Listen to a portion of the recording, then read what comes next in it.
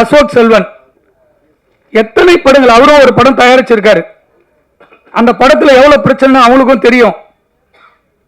அப்படிப்பட்டவரை முதலில் சந்திக்க வேண்டும் என்று நேரடியாக சந்தித்து எவ்வளவு பேலன்ஸ் இருக்கோ அப்படியே எடுத்து கையில கொடுத்துட்டு டேட்டு கேட்டு வந்தேன். 4 வருஷம் முடிச்ச படத்தை பணத்தை கொடுத்துட்டு நிறுத்தின பிற்பாடு 7 மாசம் டேட்டுக்காக வெயிட் பண்ண. அவரு டேட்டு கொடுத்த பிற்பாடு நடிகையுடைய டேட்டு பிரச்சனை. இன்னைக்கு அவருக்கு 2 கோடி சம்பளம் இருக்கலாம். அன்னைக்கு கொடுத்து போன 31 லட்சம். 31 லட்சம் இன்னைக்கு பேங்க் வட்டி போட்டா கூட 1 கோடி ரூபாய் வட்டி ஆச்சு. இன்னைக்கு 2 கோடி 3 கோடி ஒரு சம்பளம் சொல்றாரு. வாங்கட்டும், சந்தோஷம். ஒரு இயக்குனர், ஒரு தயாரிப்பாளர் எந்த நடிகையே கிடையாது. இன்னைக்கு 10 கோடி பிசினஸ் ஆகுதுன்னா 10 தயாரிப்பாளர்கள் செத்து பிறப்பதான் ஒரு நடிகன் உச்சத்துக்கு போறான். அந்த தயாரிப்பாளரை திரும்பி பார்க்காத எந்த நடிகனும் உச்சிக்கு போய் திரும்ப வந்ததில்லை. கீழே உழுந்து கண்ணுக்கு முன்னாடியே பார்த்திருக்கோம் எவ்வளவு நடிகர் நடிகைகளை. இதுக்காக போராடி டைரக்டர் அழகா சொல்லிட்டு போட்டார். அழகு பெருமாள் சார் அவருடைய படைப்பெல்லாம் பார்த்து பிரமிப்புல வந்தேன். அவருக்கு அசிஸ்டண்டா சேரணும். அந்த உணர்வு தாங்க தமிழ் சினிமா. ஒரு இயக்குனர் இத்தனை வருஷம் போராடி ஒரு படம் எடுத்து வச்சிருக்காரு. இந்த இயக்குனர் கதை சொல்லி உனக்கு பிடிச்சதான அந்த படத்துக்கு நடிக்க வந்தீங்க. ஒரு 2 மணி நேரம் 1.5 மாசமா சொல்லிட்டு இருக்கோம். சொல்றோம் ஒரு நாள் பதில் இல்லை. ஒரு தயாரிப்பாளர்கள் பணம் கொடுத்தால் மட்டும்தாங்க ஒரு நடிகன் ஷூட்டிங் ஸ்பாட்டுக்கே வர முடியும். வீட்டுல இருந்து கிளம்பி வர கார் வரைக்கும், பெட்ரோல் இருந்து, கேரவன்ல இருந்து, தங்கறதுல இருந்து, சாப்பாடுல இருந்து வீட்டுக்கு போற வரைக்கும் ஒரு தயாரிப்பாளர் கொடுக்கிற பணம் உனக்கு யாரு உங்க அப்பா அம்மா கொடுக்கலையே. நீ கல்யாணத்துக்கு அப்புறம் உங்க அப்பா அம்மாக்கு ஒரு கார் வாங்கி கொடுக்கறிய, யாருடைய பணம்? ஒரு தயாரிப்பாளர் கொடுத்த பணம். அவங்க எத்தனை சொத்து தாலி தவிர எல்லாத்தையும் வித்து கொடுக்குறாங்க யாருக்கு தெரியும்? ஒரு நடிகன் இந்த படத்துக்கு ப்ரோமோட் பண்ணும். நான் டெய்லியும் அப்டேட் பார்த்துட்டே இருக்கேன். சூப்பர் ஸ்டார் எல்லா படத்துலையும் நின்று இன்னைக்கு வரைக்கும் உச்ச அவர் வரணும்னு அவசியமே இல்லை. வீட்டில் உட்கார்ந்துட்டு இருந்தா கூட அந்த படம் சூப்பர் ஹிட். ஒவ்வொரு படத்துக்கு நிக்கிறாரு, வாழ்த்துறாரு. அதுக்கு அடுத்து எல்லா படத்திலையும் ப்ரொமோஷன்ல பார்க்கிற ஒரே ஒரு அடுத்து சூப்பர் ஸ்டார் விஜய் மட்டும்தான். எல்லா ரசிகர்கள் சந்திர கண்டென்ட் பேசுறாரு, ஒரு படத்தை கொண்டு போய் சேர்க்கிறாரு. அதுக்கப்புறம் பார்க்கிறோம் தனுஷ் ஒவ்வொரு படத்திலையும் முன்னாடி நிற்கிறார். ஒரு படம் வெளியிடறதுக்கும் முழு பொறுப்பு, முழு சுதந்திரமோ, முழு உரிமையோ, பல கோடிகளை சம்பாதிக்க போறது ஒரு நடிகன் மட்டும்தான். இது இந்த படத்துக்காக பேசலங்க. எனக்கு நிறைய ஹீரோக்கள் இருக்காங்க, டெய்லி உட்கார்ந்து சாப்பிட்டுக்கிட்டு இருக்கேன்.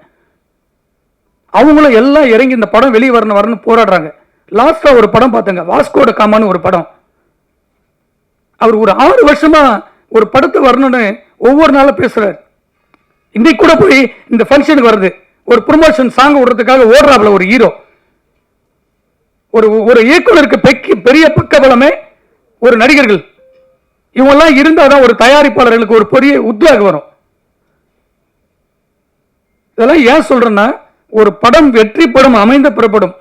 இந்த வெற்றியை கொண்டாட போறது இந்த படத்துக்கு அப்புறம் எனக்கு 2 கோடி சம்பளம் கொடுன்னு கேட்கிறாப்லன்னா இந்த வெற்றி படத்தினாலதான்.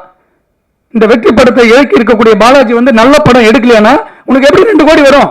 நிறைய எமோஷனல் இருக்கு, அதெல்லாம் வெளியில சொல்லக்கூடாதுன்னு பாக்குறோம். ஒரு நல்ல கதை தான் தமிழ் சினிமாவை உச்சத்துக்கு கொண்டு போகுது. அந்த நல்ல கதையை உருவாக்குவதற்கு ஒரு நல்ல தயாரிப்பாளர் இருந்தால் மட்டும்தான் அந்த படம் வெளிவரும். இல்லைன்னா எவ்வளோ பெரிய உச்சத்தில் இருக்கக்கூடிய நடிகனாக இருந்தாலும், நடிகையாக இருந்தாலும், எவ்வளோ பெரிய டெக்னீஷியனாக இருந்தாலும் அந்த படம் தடைப்பட்டு தான் இருக்கும். அப்படி எண்ணற்ற படங்கள், நல்ல கதைகள் கொண்ட நல்ல படங்கள் எல்லாம் பாதியிலே எடுக்கப்பட்டு நிறுத்தப்பட்டிருக்கிறது. படத்தை முடித்துவிட்டு நிறுத்தப்பட்டிருக்கிறது. வெளியீடு செய்வதற்கு தவித்துக் கொண்டிருக்கிற இந்த இக்கட்டான சூழ்நிலையில் பல படங்களை பார்த்து கொண்டு விடுபட்ட கதைகள் எல்லாம் யோசிச்சு தினந்தோறும் சினிமாதான் என்று வாழ்க்கையை அர்ப்பணித்த பிறகு நாமளும் வெற்றி வரிசையில் வர வேண்டும் என்பதுதான் ஒரே எண்ணமாக, ஒரே குறிக்கோளாக, ஒன்று உச்சத்தை தொடக்கூடிய ஒரு இயக்குனராக, இல்லை என்றால் ஒரு உச்சத்தை தொடரக்கூடிய ஒரு தயாரிப்பாளராக வர வேண்டும் என்பதுதான் என்னுடைய கனவு. வேறு எதுவுமே என்னுடைய நோக்கங்கள் இல்லை. நான் தயாரிப்பாளராக ஆவேன் என்பதை ஒரு நாளும் நான் நினைத்து கூட பார்க்காத ஒரு தொழில். ஏன் என்று சொன்னால், மறைந்த என்னுடைய குருநாதர் திரு கே சுபாஷ் அவர்கள் ஒரு அப்பாவாக, ஒரு அண்ணனாக, ஒரு நண்பனாக அவரிடத்திலே நான் பணியாற்றியிருக்கிறேன். தொடர்ந்து 7 ஆண்டுகள் 45 உதவி இயக்குநர்கள் அவரிடத்திலும் இருந்தும் வெளியே சென்ற பிரபலம். அவருடைய வழியிலே இவ்வளவு படங்கள் எடுத்திருக்கிறார், இவ்வளவு படங்களை வெளியிட்டு இருக்கிறார். நாம் ஒரு இயக்குனராக வெளியே வரும்போது மிகவும் ஜாக்கிரதையாக சினிமாவை கையாள வேண்டும் என்பது அவரிடத்தில் இருந்ததான் நான் பயிற்சி எடுத்தேன். அப்பொழுது என்னுடைய மனதிலே தோன்றியது, ஒரு இயக்குனராக அவர் அலுவலகத்திலே வந்து செல்லாத எந்த ஒரு சினிமா கலைஞனும் இல்லை. இன்று இருக்கக்கூடிய முதலமைச்சர் உட்பட அவருடைய அலுவலகத்திலே நான் பார்த்திருக்கிறேன். அவர் சந்திக்காத மனிதர்களே இல்லை. அவர் கடைசி காலகட்டத்தில் என் மனதில் ஒரு ஆழமான பதிவு வந்தது. இயக்குனராக மட்டுமே நான் வழி நடத்த வேண்டும் என்று எனக்குள்ளே ஒரு கேள்வியை எழுப்பிய பிறகு அவருடைய கஷ்டங்களை நேரடியாக பார்த்து பார்த்து இயக்குனராக மட்டும் இருந்தால் நாம் சந்தோஷமாக மட்டுமல்ல நிம்மதியாக போய் தூங்கலாம் என்று நினைத்தேன். காரணம், 20 படங்களை தயாரித்த பிறகுதான் அவருடைய கஷ்டங்களை நான் உணர்ந்தேன். ஆனால் அந்த கஷ்டங்களை எல்லாம் அவரிடத்தில் நான் கேட்கும்போது சொல்லுவார், நாம் நேசித்து வந்த தொழில், நாம் எதையும் கொண்டு வரவில்லை. ஒரு இரவில் ஒரு வெற்றி வந்தால் எல்லாம் சரியாயிட விடும்டா, நீ கவலைப்படாத, எனக்கு தெரியும் அப்படின்னுவார். சார், நீங்க ஒரு பெரிய ஜாம்பவான், உங்களுடைய படைப்பு சத்திரியன் என்கின்ற மாபெரும் ஆக்ஷன் படத்தை பார்த்து உங்களிடத்திலெல்லாம் வேலை செய்ய வேண்டும், உங்களெல்லாம் சந்திப்பேனான் என்று பல நாட்கள் சென்னையிலே நான் சுற்றிய காலங்கள் உண்டு. தயாரிப்பு வேணாம் சார், ஒன்லி டைரக்ஷன் பண்ணுவோம் சார் அப்படின்னு சொல்லும்போது கடைசி உதவி இயக்குனராக அவரிடத்தில் நான் பணி செய்தேன். அதுதான் எனக்கு முதல் இடத்தில் கொண்டு போய் சேர்த்தது. 45-60 உதவி இயக்குனர்கள் அவரிடத்தில் இருந்து கடந்து பிறந்தது நான் கடைசியாக சேர்ந்தவன். தொழிலை நேசித்துக் கொண்டே இருந்தால் அந்த தொழில் உன்னை கொண்டு போய் சேர்க்கும் என்று அவர்தான் எனக்கு அறிவுரை சொன்னார். ஆனால் அவருடைய அந்த தொழில் பக்தியை பார்த்து பார்த்து தயாரிப்பு வேண்டாம் என்று நான் நிலையாக இருந்தேன். அவர் காம்ப்ரமைஸ்ல தான் சொல்றாரு, கடுமையான நெருக்கடி ஒரு தயாரிப்பாளர் கிட்ட தான் இருக்கு. தயாரிப்பாளர் போடுகிற பணங்கள் அவருக்கான நிலையான ஒரு இடத்தை கொடுக்கவில்லை என்று அன்று நான் உணர்ந்தேன். ஆனால் அந்த காலகட்டத்தில் மதிப்பு மரியாதை எல்லாம் ஒரு தயாரிப்பாளர்களுக்கு மட்டும்தான் இருந்தது. ஆனால் இப்ப 10 ஆண்டுகளுக்கு மேலாக தயாரிப்பாளர்களுக்கு மதிப்பு எதுவுமே இல்லை, மற்றவர்களுக்கு அனைவருக்குமே மதிப்பு இருக்கிறதை நான் உணர்ந்தேன். ஒவ்வொரு நாளும் உணர்ந்தேன். தயாரிப்பாளர் கடவுளால் நான் ஆக்கப்பட்டேன். எனக்கு அந்த நினைப்பே வந்ததில்லை. ஒரு இயக்குனராக மட்டும் இருந்திருந்தால் இன்று என்னிடத்தில் ஒரு 20-25 கோடிகள் சொத்து இருந்திருக்கும். ஆனால் ஒரு தயாரிப்பாளராக தன்னைத்தானே தியாகம் பண்ணி தினந்தோறும் சம்பாதிக்கிறேன். சினிமாவில் எவ்வளோ வழிகள் இருக்கு. இன்னைக்கு 10,000 வந்தா கூட நான் கதைக்காகவும் உணவுக்காகவும் என் தொழிலுக்காகவும் நான் முதலீடு செஞ்சுட்டு இருக்கேன். இது எதுவும் போய் சாப்பிடணும்னு அவசியமே இல்லை எனக்கு. ஆனால் இதையெல்லாம் கடந்து சினிமா என்கின்ற ஒரு புனிதமான தொழில் தயாரிப்பாளர்கள் இல்லை என்று சொன்னால் இல்லை என்பதனை நான் திடமாக தயாரிப்பாளர் ஆன பிறகு உணர்ந்தேன். இதையெல்லாம் சொல்லுவதற்கு ஏன் என்று சொன்னால், இந்த படம் நான் பல காலகட்டங்களை கடந்த பிறகு 20-21 ஆண்டுகளை கடந்து பல படங்களை நான் பார்க்கிற போது, இருக்கிற பிரச்சனைகளை சந்திக்கிற போது, நான் எதிர்பார்க்காத இயக்குனர் சங்கத்தில் என்னை இணைத்துக் கொண்டவர் என் குருநாதர் வழியிலே. நான் குருநாதராக வேலை செய்யவில்லை என்று சொன்னாலும் அப்பாவாக, அண்ணனாக, நண்பனாக எப்பொழுதுமே என் மனதில் இருக்கக்கூடியவர் என் சுபாஷ் சாருக்கு பிறகு டைரக்டர் விக்ரம் சார் அவர்கள். ஏனென்று சொன்னால், எந்த வழியில் வருகிறோமோ அந்த வழிதான் நம்மளுக்கு உயர்ந்த இடத்தில் கொண்டு போய் சேர்க்கும் என்று சொல்வார்கள். நான் அவரிடத்தில் ஒரு வாரத்தில் பேசவில்லை, சந்திக்கவில்லை என்று சொன்னால் என் மனம் சோகமாகும்.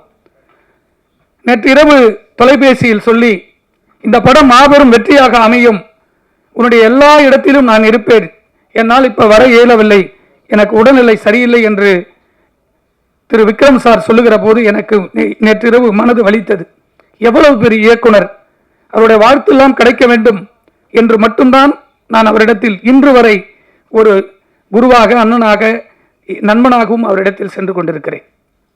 ஆனால் இதையெல்லாம் ஏன் சொல்கிறேன் என்று சொன்னால், ஒரு சினிமா வெளிவருவதற்கான தடைகள் எவ்வளவோ இருக்கிறது.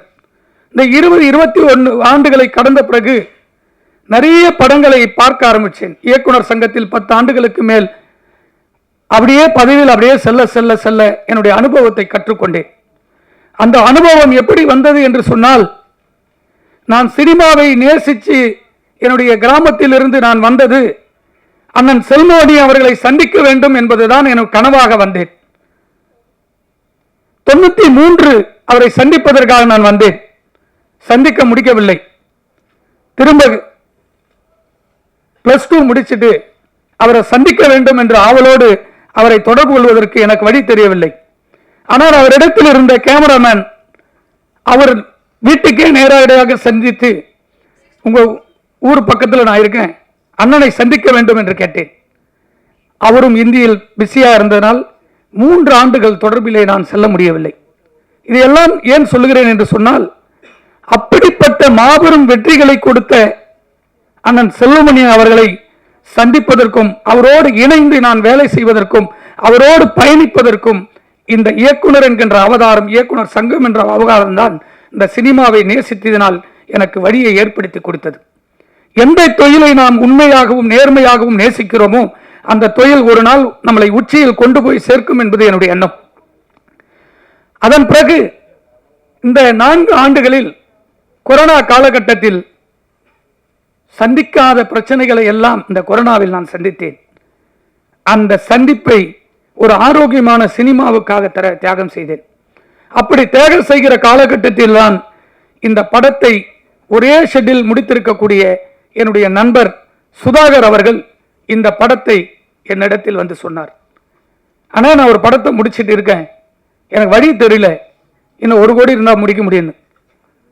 அந்த ஹீரோ, அப்கமிங்கில் இருக்கிற ஹீரோ, எந்த ப்ராப்ளமே வராது, உனக்கு நான் எல்லாம் உதவி செய்யறேன்னு சொல்லி அந்த படத்துக்காக இறங்கி முதன் முறையாக படத்தை பார்த்து, எனக்கு இந்த படத்தில் ஏதோ ஒரு விஷயங்கள் இருக்குது என்று ஆழமாக பதிவு செய்து 5 தயாரிப்பாளர்களுக்கு இதை நான் ஆவணம் செய்தேன். அந்த 5 தயாரிப்பாளர்களும் கரண்ட்ல இருக்கிறவங்க. இந்த படம் வரும், கம்மியான பட்ஜெட், நீங்க எடுத்து பண்ணுங்க, என்கிட்ட பணம் இல்லைன்னு ஓப்பனாவே இன்னொருத்தரை உயர்த்த வேண்டும் என்பதற்காக அவரிடத்தில் நானே கொண்டு போய் சேர்க்க வேண்டும் என்று சொன்னேன். யாரும் முன் வரவில்லை. அதன் பிறகு சுதாவே வைத்து படத்தை முடித்து விடுவோம் என்று நான் எப்பொழுதும் மதிக்கக்கூடிய, எனக்கு அப்பாவாக இருக்கக்கூடிய இடத்தில் எப்பொழுதும் எனக்கு தமிழ் சினிமாவில் யாரெல்லாம் ஒருவர் நல்லவர்களுக்கு கை தூக்கி கொடுப்பார்கள், அந்த துணை எப்பொழுது வரும் என்று சொன்னால், உண்மையான நேர்மையான எண்ணங்களோடு செயல்பட்டால் கடவுள் ஏதோ ரூபத்தில் நம்மளுக்கு எத்தனை சேர்ப்பார். அப்படி கடவுள் ரூபத்தில் வந்தவர் தான் திரு மகேந்திரகுமார் அவர்கள். அந்த படத்தை முடிப்பதற்கு தொடர்ந்து 3 ஆண்டுகள் போராடி போராடி ஒரு பணத்தையும் ரெடி செய்துவிட்டு ஒரு நடிகனையும் நடிகையும் தேடி அலைவது இருக்கிறதே, கொடுமையினுடைய உச்சம். உதாரணத்துக்கு அந்த படத்தினுடைய நடிகர் அசோக் செல்வன் எத்தனை படங்கள், அவரும் ஒரு படம் தயாரிச்சிருக்காரு. அந்த படத்தில் எவ்வளவு பிரச்சனை அவங்களுக்கும் தெரியும். அப்படிப்பட்டவரை முதலில் சந்திக்க வேண்டும் என்று நேரடியாக சந்தித்து எவ்வளவு பேலன்ஸ் இருக்கோ அப்படியே கையில கொடுத்துட்டு டேட்டு கேட்டு வந்தேன். 4 வருஷம் முடிச்ச படத்தை பணத்தை கொடுத்துட்டு நிறுத்தின பிற்பாடு 7 மாசம் டேட்டுக்காக வெயிட் பண்ண. அவரு டேட்டு கொடுத்த பிற்பாடு நடிகையுடைய டேட்டு பிரச்சனை. இன்னைக்கு அவருக்கு 2 கோடி சம்பளம் இருக்கலாம், அன்னைக்கு கொடுத்து போன 31 லட்சம். 31 லட்சம் இன்னைக்கு பேங்க் வட்டி போட்டா கூட 1 கோடி ரூபாய் வட்டி ஆச்சு. இன்னைக்கு 2 கோடி 3 கோடி ஒரு சம்பளம் சொல்றாரு. வாங்கட்டும், சந்தோஷம். ஒரு இயக்குனர், ஒரு தயாரிப்பாளர் எந்த நடிகையே கிடையாது. இன்னைக்கு வந்து 10 கோடி பிசினஸ் ஆகுதுன்னா 10 தயாரிப்பாளர்கள் செத்து பிறப்பதான் ஒரு நடிகன் உச்சத்துக்கு போறான். அந்த தயாரிப்பாளரை திரும்பி பார்க்காத எந்த நடிகனும் உச்சிக்கு போய் திரும்ப வந்ததில்லை. கீழே உழுந்து கண்ணுக்கு முன்னாடியே பார்த்திருக்கோம் எவ்வளவு நடிகர் நடிகைகளை. இதுக்காக போராடி டைரக்டர் அழகா சொல்லிட்டு போட்டார் அழகு பெருமாள் சார். அவருடைய படைப்பெல்லாம் பார்த்து பிரமிப்பில் வந்தேன். அவருக்கு அசிஸ்டண்டா சேரணும். அந்த உணர்வு தாங்க தமிழ் சினிமா. ஒரு இயக்குனர் இத்தனை வருஷம் போராடி ஒரு படம் எடுத்து வச்சிருக்காரு. இந்த இயக்குனர் கதை சொல்லி உனக்கு பிடிச்சதான அந்த படத்துக்கு நடிக்க வந்தீங்க. ஒரு 2 மணி நேரம் 1.5 மாசமா சொல்லிட்டு இருக்கோம். சொல்றோம் ஒரு நாள் பதில் இல்லை. ஒரு தயாரிப்பாளர்கள் பணம் கொடுத்தால் மட்டும்தாங்க ஒரு நடிகன் ஷூட்டிங் ஸ்பாட்டுக்கே வர முடியும். வீட்டுல இருந்து கிளம்பி வர கார் வரைக்கும், பெட்ரோல் இருந்து, கேரவன்ல இருந்து, தங்கறதுல இருந்து, சாப்பாடுல இருந்து வீட்டுக்கு போற வரைக்கும் ஒரு தயாரிப்பாளர் கொடுக்கிற பணம் உனக்கு யாரு உங்க அப்பா அம்மா கொடுக்கலையே. நீ கல்யாணத்துக்கு அப்புறம் உங்க அப்பா அம்மாக்கு ஒரு கார் வாங்கி கொடுக்கறியா? யாருடைய பணம்? ஒரு தயாரிப்பாளர் கொடுத்த பணம். அவங்க எத்தனை சொத்து தாலி தவிர எல்லாத்தையும் வித்து கொடுக்குறாங்க யாருக்கு தெரியும்? ஒரு நடிகன் இந்த படத்துக்கு வந்து ப்ரொமோட் பண்ணும். நான் டெய்லியும் அப்டேட் பார்த்துட்டே இருக்கேன். சூப்பர் ஸ்டார் எல்லா படத்துலையும் வந்து நின்று இன்னைக்கு வரைக்கும் உச்ச அவர் வரணும்னு அவசியமே இல்லை. வீட்டில் உட்கார்ந்துட்டு இருந்தா கூட அந்த படம் சூப்பர் ஹிட். ஒவ்வொரு படத்துக்கு வந்து நிற்கிறாரு, வாழ்த்துறாரு. அதுக்கு அடுத்து எல்லா படத்திலையும் ப்ரொமோஷன்ல பார்க்கிற ஒரே ஒரு அடுத்த சூப்பர் ஸ்டார் விஜய் மட்டும்தான். எல்லா ரசிகர்கள் சந்திர கண்டென்ட் பேசுறாரு, ஒரு படத்தை கொண்டு போய் சேர்க்கிறாரு. அதுக்கப்புறம் பார்க்கிறோம் தனுஷ் ஒவ்வொரு படத்திலையும் முன்னாடி நிற்கிறார். ஒரு படம் வெளியிடறதுக்கும் முழு பொறுப்பு, முழு சுதந்திரமோ, முழு உரிமையோ, பல கோடிகளை சம்பாதிக்க போறது ஒரு நடிகன் மட்டும்தான்.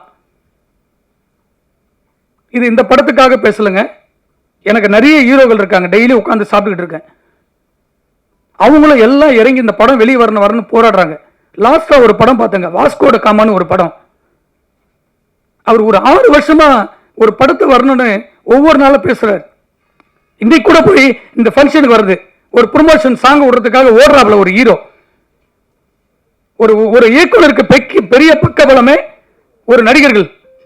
இவங்கெல்லாம் இருந்தாதான் ஒரு தயாரிப்பாளர்களுக்கு ஒரு பெரிய உத்வேகம் வரும்.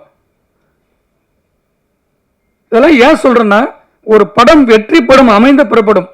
இந்த வெற்றியை கொண்டாட போறது, இந்த படத்துக்கு அப்புறம் எனக்கு 2 கோடி சம்பளம் கொடுன்னு கேட்கிறாப்லன்னா இந்த வெற்றி படத்தினாலதான். இந்த வெற்றி படத்தை இயக்கி இருக்கக்கூடிய பாலாஜி வந்து நல்ல படம் எடுக்கலையானா உனக்கு எப்படி 2 கோடி வரும்? அடுத்த படம் எனக்கு 25 கோடி, ஓடிடில 15 கோடி, நான் 5 கோடி கொடுக்குற எடுத்துட்டு போங்க. நான் படத்தையே சொல்லலாம், வாயில சொல்லிட்டு போலாம் 20 கோடி 10 கோடின்னு. இன்னைக்கு ஒரு படம் கூட உட்கார்ந்து பல கோடிகள் போட்டு ஒவ்வொரு தயாரிப்பாளரும் டிஜிட்டல் சேட்டலைட் விற்க போது அவதிப்பட்டுக்கிட்டு இருக்கோம். இந்த வேதனை வந்து சொல்லவே கூடாதுன்னு நினைச்சேன். ஆனா நேற்று நைட் வரைக்கும் சரி வேண்டாம் வேண்டாம் தான் பொறுமையா இருந்தோம். இதுல இருக்கிற எத்தனை டெக்னீஷியன் வந்து உட்கார்ந்துருக்காங்க, எதுக்கு உட்கார்ந்துருக்காங்க? இங்க ஜெயிக்கணும்னு நினைக்கிறவங்க ஒவ்வொருத்தரும் வந்து போராட்ட களத்தை நிக்கிறாங்க. ஜெயிச்ச பொறுத்தவரை எல்லாருமே ஜெயிக்கணும்னு நினைக்கிறவங்களே தோக்கடிச்சுட்டு போயிடறாங்க. அதுதான் இங்க சினிமா நடந்துட்டே இருக்கு. இந்த படத்தை பார்த்துட்டு அதுக்கப்புறம் வந்து ரொம்ப அமைதியா தம்பி நிவாஸ் பிரசன்னாவை பார்த்தேன். அழகான ஒரு மியூசிக் டைரக்டர், அற்புதமான சிந்தனை உள்ளாள்.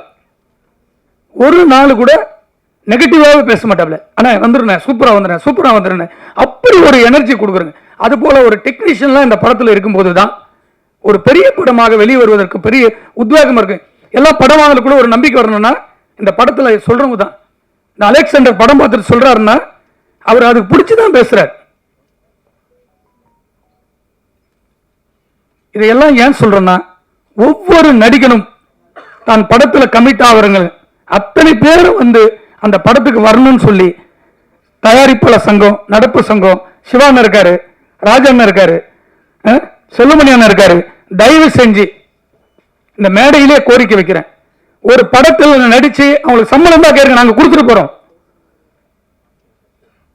படம் ஷூட்டிங் முன்னாடியே டப்பிங் கூட முடியல, பணம் கொடுத்தாதுன்னு கேரள வந்தாப்புல.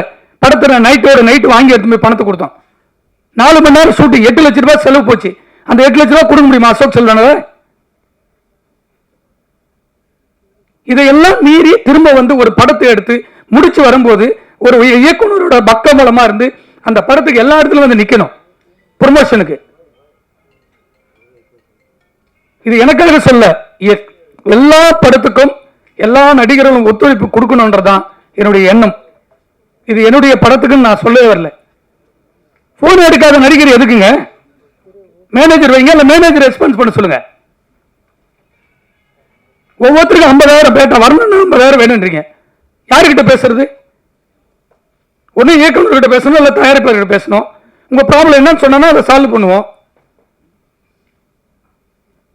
இது எல்லாமே வேதனையுடைய உச்சத்தில் தான் நான் பேசுறேன். ஏன்னா ஒரு நடிகர் நம்ம வேண்டாம் வேண்டாம் வேண்டாம் அப்படின்றதுக்காக தான் ரொம்ப அமைதியா இருந்து இவ்வளவு பெரிய ஜாம்பவான்களை எவ்வளவு டைம் எல்லாம் வேஸ்ட் பண்ணி எதுக்காக வந்திருக்காங்க சொல்லுங்க. ஒவ்வொருத்தருக்கும் ஒரு கடமைகள் இருக்கு. இந்த படத்துக்கு இருக்க இந்த படம் வெளிவரத்துக்கு யாருக்கு பிள்ளையார் சுதாகர்னு ஒருவர் இல்லைன்னு இந்த படம் எப்படி வரும்?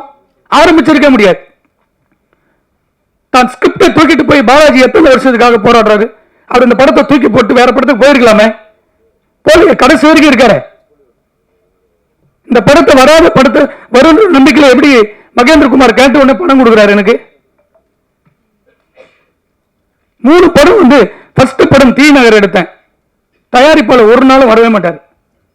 உடனுடன் அந்த படத்துக்கு எல்லா வேலையும் எல்லாத்தையும் நடத்துவோம். அகம்புறன்னு ஒரு படம் எடுத்தேன், அதே போல எல்லாத்தையும் நடத்தணும். அதுக்கப்புறம் காசு தான் கிடையாது. அந்த ப்ரொடியூசர் வரவே மாட்டார். படத்தை பண்ணி கையில் கொடுத்து அந்த படத்தை ரிலீஸ் வரைக்கும் நிற்போம். என் கூட நடிச்ச எல்லா நடிகருமே என்னோட அப்படியே ஃப்ரெண்டா இருப்பாங்க. இப்ப இந்த படத்துக்கு படம் 4 வருஷமா போராட்டமா தூங்கும் போதெல்லாம் இந்த படம் தான் வருது. எப்படின்னா வெளியே கொண்டு நல்ல படம் நல்ல படம்னு தோணிக்கிட்டே இருக்கு. இதெல்லாம் சொல்றேன்னா பிரஸுக்கு இது போய் சேரணுன்றதுக்காக தான். என் படத்துக்கு வரலன்னா பரவாயில்லைங்க, அடுத்து நடிக்கிற எந்த தயாரிப்பாளருடைய படத்துக்கும் அவர் வரணும்னு சொல்லி இந்த மேடையில் இருக்கிற அத்தனை முன்னோடிகளுக்கும் சங்கத்தினுடைய நிர்வாகிகளுக்கும் தயவு செஞ்சு என்னுடைய கோரிக்கையாக வைக்கிறேன். எந்த நடிகனும் ஒவ்வொரு படத்தினுடைய ப்ரொமோஷன்ல நிற்கணும்ன்றதை ஒரு தீர்மானமாக எடுக்க வேண்டும் என்று உங்களுக்கு பணிவோடு கட்டளை இடுகிறேன். நன்றி, வணக்கம்.